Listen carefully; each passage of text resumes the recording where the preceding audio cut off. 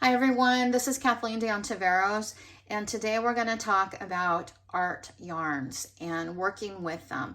They're really fun. Here's some different ladder yarns and some flame duo yarns and a thick and thin. You can have the eyelash yarn or the fun fur yarn or the pom pom yarn. And I love to use all of these yarns, but I don't like to use them by themselves. I like to combine them with another yarn to make them easier to work with. Here's a sample of this fun flame duo yarn that I made up by itself. And I just wanted to show it's also very difficult to frog, to unravel. It ties in a knot. Here I'm trying to unravel it and it's catching on itself. And I'm probably going to end up breaking the yarn if I, insist on trying to unravel it. So that's one of the downfalls of using this art yarn. It's also, this one is thick and thin, making it unstable because some of these strands are so thin, I'm concerned it's not going to wear well or wash well. So I like to put it together with another yarn. I'm going to move these out of the way so we can see our samples.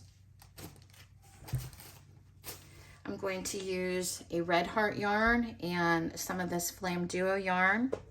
And these are coordinating colors, but you definitely could have fun with contrasting colors. And that really helps it to pop and see the definition better. I'm going to start today, if I can find my end of this yarn, I'm going to start today by tying a knot to hold my two yarns together. And this is just a demo. I'm not making anything in particular. I'm just going to show how I work these yarns up together. Start with my slip knot.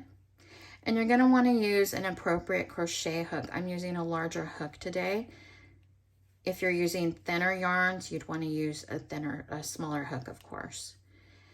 And it just crochets up so much easier having the two yarns together. Oops.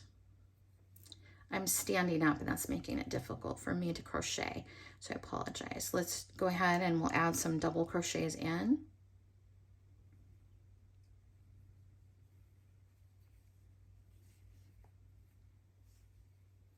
This was almost impossible for me to do the double crochet with the yarn before when I did it by itself without adding the red heart yarn in. It just did not want to go through these loops. And here having the two yarns together makes it so much easier to crochet with.